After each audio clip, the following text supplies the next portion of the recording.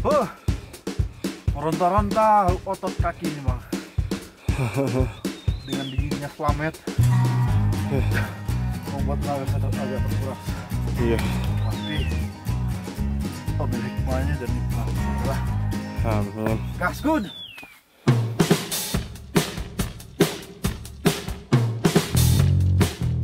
Tidak terasa setelah kami melangkah semakin lama, ternyata matahari semakin meninggi di atas kepala.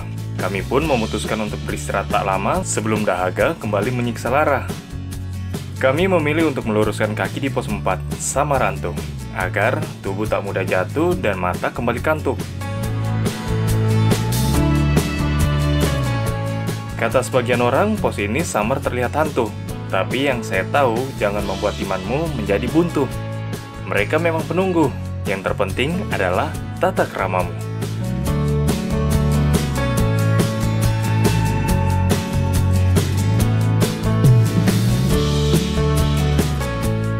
Kembali kami mengayunkan kaki dalam ritme yang sama. Meskipun medan tak berubah, semangat kami tak goyah.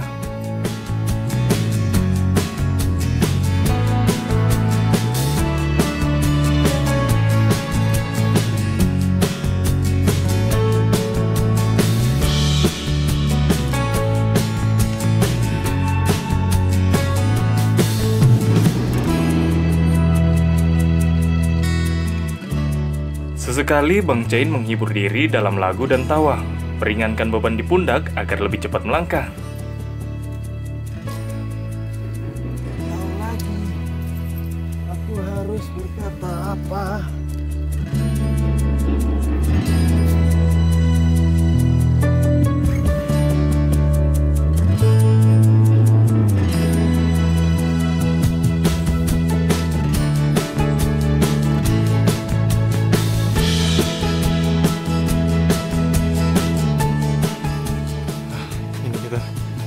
Sudah sampai di pos 5.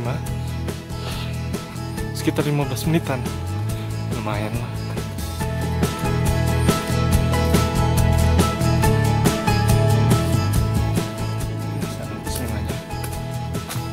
Tidak berselang lama dari pos 4, akhirnya kami tiba juga di campsite pos 5. Tempatnya cukup luas untuk mendirikan tenda dengan konsep teras ring sehingga tenda tidak terlalu miring. Di pos 5 terdapat juga sumber mata air berjarak 30 meteran sebelah kiri, yang cukup untuk memenuhi kebutuhan air para pendaki yang akan bermalam di sana. Setelah asik bersantai di pos 5, akhirnya kami memutuskan untuk mendirikan tenda sebelum gelap kembali datang agar tidak dirasuk hipotermia.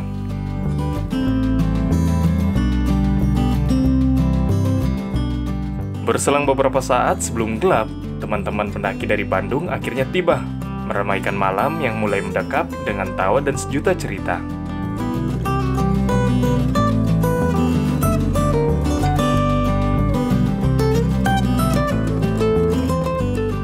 Bayang semakin pekat mengisyaratkan raga agar beristirahat. Tersandung mimpi dan imajinasi menjadi inspirasi untuk bangun pagi nanti. Menggapai puncak tanpa prasasti. Cuaca selalu membaik. Jauh juga sudah berbahaya. Semoga apa yang kita lakukan hari ini mulai dari sebuah pelajaran ilmu bagi kita dan satu nilai yang digunakan kita. Hari itu sebelum kita naik, mari kita Doa sebelum langkah adalah wajib adanya untuk orang yang bertakwa kepada Yang Maha Kuasa, sehingga kaki tidak binasa dan kembali pulang dengan selamat sentosa. Beberapa saat setelah melangkah menjauh dari pos 5, kami bertemu dengan persimpangan jalur Cemara Sakti. Wajib berhati-hati apalagi saat menuruni, agar kamu tidak serong kiri.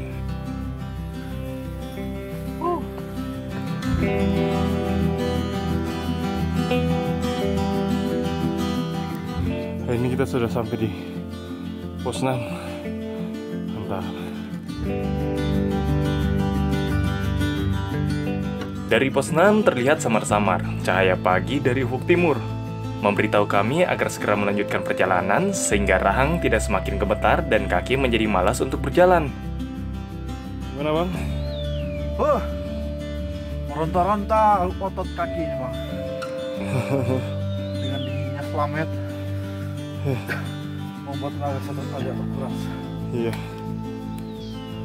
Sebelum gelap mulai menghilang, terlihat langit biru nan terbuka, memberikan arti sebuah harapan.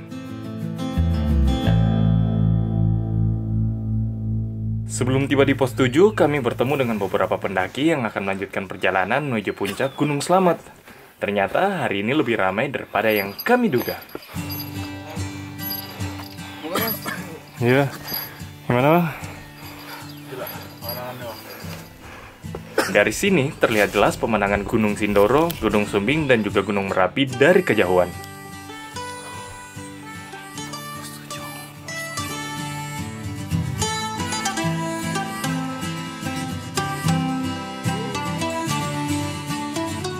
Setelah tiba di pos 7, Bang Caing menyarankan untuk melanjutkan perjalanan ke pos 8. Karena jaraknya yang cukup dekat dan kami bisa mengistirahatkan badan di sana.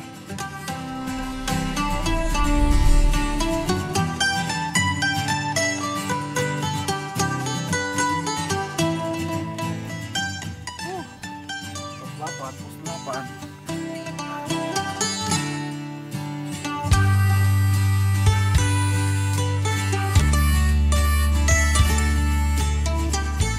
Dari sini mulai terlihat jelas puncak Gunung Slamet yang terbuka.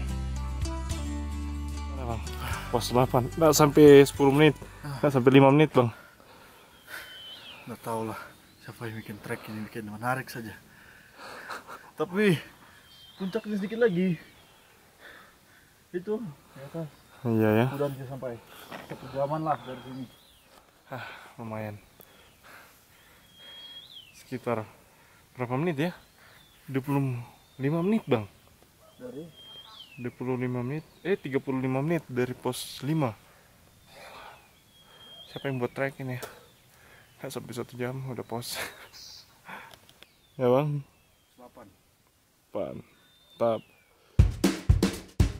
Sebelum melanjutkan perjalanan menuju puncak Gunung Slamet, kami putuskan untuk mengumpulkan cakra. Maksud saya tenaga di pos 8. Karena medannya akan berubah di pos 9 nanti.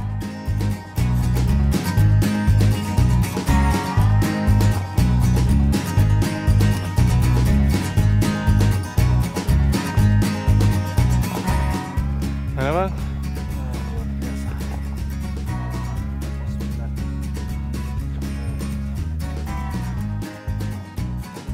9. Sebelum matahari semakin meninggi, kami putuskan untuk melangkah lagi, agar tenaga tak kembali bersembunyi dan kami tak ketinggalan mentari pagi.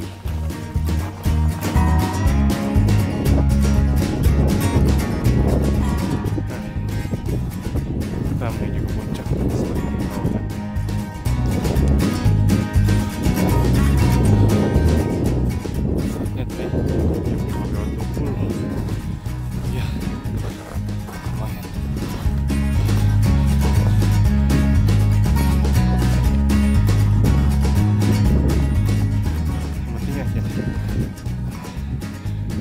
Bebatuan Gunung Merapi yang rapuh dan labil sangat berisiko saat menuju ke puncak.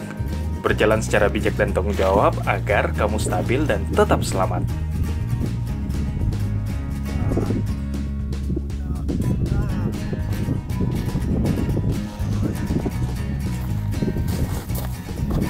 Untuk kamu yang mau mendaki Gunung Slamet, sangat direkomendasikan menggunakan sepatu hiking dan juga trekking pole untuk menuju ke puncak gunungnya.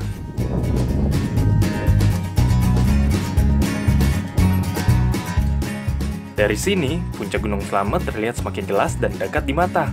Tapi sejatinya jauh di kaki. Hehehe.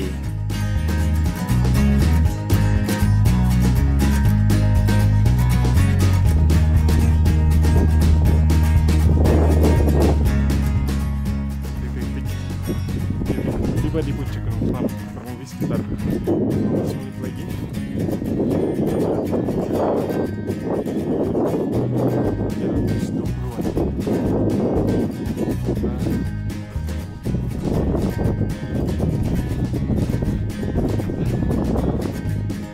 Di jalur ini terdapat beberapa batu lepas yang labil dan sangat berbahaya bagi para pendaki. Tidak berselang lama sebelum tiba di puncak, kami bertemu dengan satu rombongan yang sedang beristirahat. Semangat saja kawan, karena puncak sudah dekat.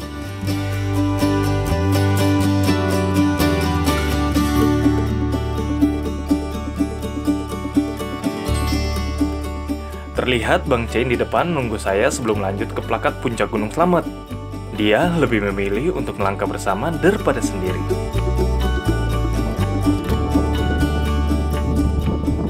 Itu lagi puncak Slamet.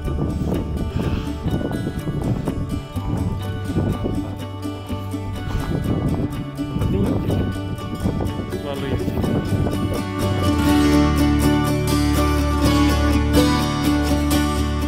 Setibanya di puncak, beberapa teman pendaki menyambut kami, memberikan semangat dan juga salam tanpa mengenal siapa kamu dan dari mana asalmu, untuk memaknai arti kebersamaan yang semakin hari semakin dilupakan.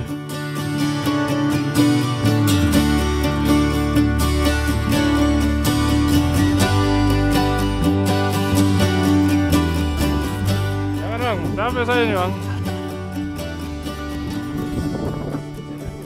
Sampai di puncak Gunung Slamet. Gimana bang, Bang Chain?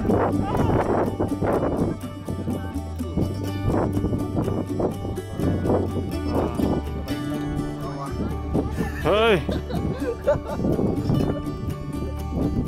Untuk kamu yang mau mensupport channel Angkasa dan Hutan, cukup subscribe dan share channel ini, agar kami terus berbagi informasi pendakian dan perjalanan setiap minggunya.